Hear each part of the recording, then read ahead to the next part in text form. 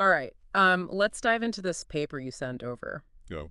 Unrolled denoising networks provably learn optimal Bayesian inference. Yeah.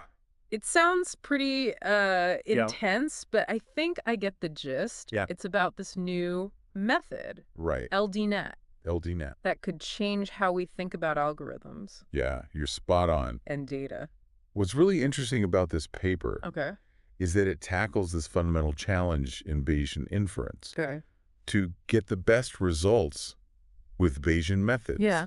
Mm-hmm. You need some prior knowledge about the data. Okay. Like, we need to know something about what we're working with beforehand. Yeah, like those priors. Exactly. The Yeah. priors. Yeah. But what if you don't have that perfect insider info? Yeah. What happens then? That's where things get really, really tricky. Yeah, it's like trying to have a conversation where you miss the first half. Exactly. Exactly. You know, you can kind of pick things up, Yes. but you're really missing that context. You're not going to fully get it. Yeah. And that's where algorithm unrolling comes in. Okay. This paper explores how unrolling, specifically with this method called LDNet, or Learned Denoising Network, Okay. can help algorithms learn from data, even with limited prior knowledge. So learn denoising network. Yeah. It's basically filtering out the noise to get to the good stuff. Precisely. You got it. Okay. Think of it as an algorithm that's constantly adapting, Mm-hmm. refining this noise filtering process to best suit whatever problem it's trying to solve. Okay, cool. Yeah. So how does this LDNet actually work in practice? What kinds of problems are we talking about here? So how do they actually test this LDNet thing out? Yeah. What kind of real-world problems? They started with a classic problem Okay. called compressed sensing. Okay. So imagine you have this huge, Mhm. high-resolution image, Okay. but you can only store like a tiny, Yeah. compressed version, Oh, okay. like trying to fit a giant file on one of those old, Yeah. like floppy disks. Exactly. You're going to lose some data. Yeah. So compressed sensing is all about how we take that tiny version and try to reconstruct Okay. the original Oh, wow. from that limited info. That sounds Yeah, really challenging. it is. So how does LDNet even approach that? So they tested it on the standard case Mm-hmm. called the Bernoulli-Gaussian case. Oh. And essentially, some of the data points are just missing entirely. It's like having this puzzle, Oh, okay. but with some pieces missing. Yeah. So what's amazing is that LDNet Yeah. performed almost as well as this theoretically optimal method Mm-hmm. called Bayes AMP. Hold on. It's Yeah. matching this, like, perfect method, Yeah. but it doesn't have any extra information. Oh, It's just learning from the data. just learning from the data. That's incredible. It's not relying on some like predefined idea Right. of what it should look like. Yeah. It's figuring out the optimal way to handle that noise Wow. and reconstruct the signal directly from what it's got. That's seriously impressive. Yeah. But they didn't stop there, right? No, they didn't stop there. They then wanted to see what LDNet could do Yeah. to simpler prior. Okay. This time, the data could only be a 1 or a -1, Okay. but with a ton of noise added in. So even more difficult. Way more difficult. They're trying to have a conversation during a hurricane? But yeah, like that. Okay. And this is where things get really interesting. Okay. Not only did LDNet keep pace with Bayes AMP, Wow. it actually did slightly better in some of these cases. It outperformed the theoretical best. Yeah. What? It's like it's uncovering some inherent structure within the noise itself Huh. that traditional methods, Yeah. bound by their priors, Right. they just can't see. That's wild. It's like LDNet is learning to understand noise better than we ever have. Wow. Okay. Yeah. So it's exceeding expectations. Cleaning up these noisy images. Mm-hmm. But what about other types of problems? Yeah. What else can this thing do? Right.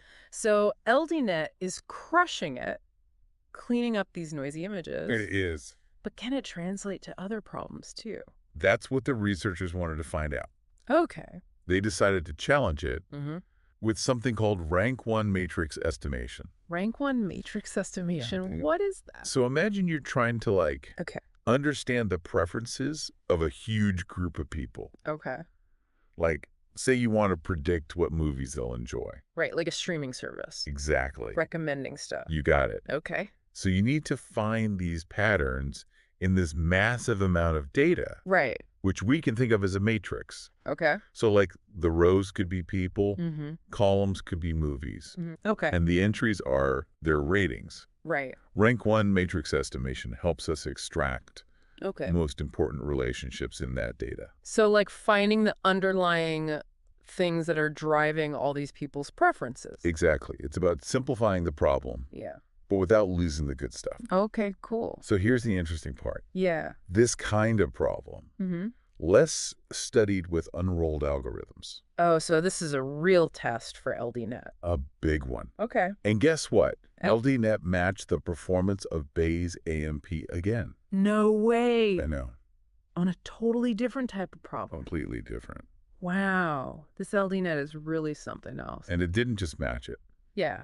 It actually converged faster than Bayes AMP in some of these scenarios. So it was learning faster too. It's like it found a shortcut or something. That's amazing. It is. But we're not quite done with the paper yet, are we? No, we're not. Okay. So far, we've been talking about cases Yeah. where the data kind of fits Mhm. neatly into our assumptions about its structure. Yep. But what happens when it's messier than that? So like in real life. Exactly. Real world data. Okay. It's not always so clean. Right. So that's where this idea of non-product priors comes in. Or in product priors, okay. It's basically describing data Mhm. where our usual assumptions about independence, Hmm.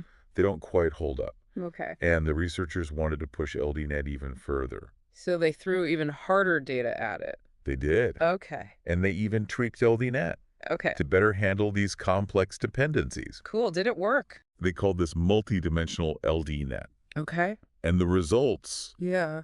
multidimensional LDNet blew Bayes AMP out of the water. Wow. It significantly outperformed it, Even on this crazy complicated data. especially on the complicated stuff. Wow, this is really impressive. It is. What else can this thing do? Well, that's the exciting part. Yeah. The insights LDNet learned Mm-hmm. weren't limited to the specific problems they trained it on. Wait, really? Yeah, they were able to transfer those learned denoising functions Okay. to other similar problems. So it's like LDNet is learning something fundamental That's what it seems like. about how to deal with noise. Exactly. Hmm. Regardless of the specific problem. That's amazing. This research is a huge step forward for Yeah. developing these algorithms that can learn from data Mm. in a fundamentally different way. Wow. And what you're saying is this LDNet could be a game changer Absolutely. for how we approach data analysis and artificial intelligence and all this stuff. It could revolutionize the field. Wow, that's incredible. There are still a lot of questions, Right. but this research is really making us rethink what's possible. It really makes you wonder what else we could solve with this. It really does. Well, that's our deep dive Yeah. into the future of Bayesian inference. The future is looking bright. It really is.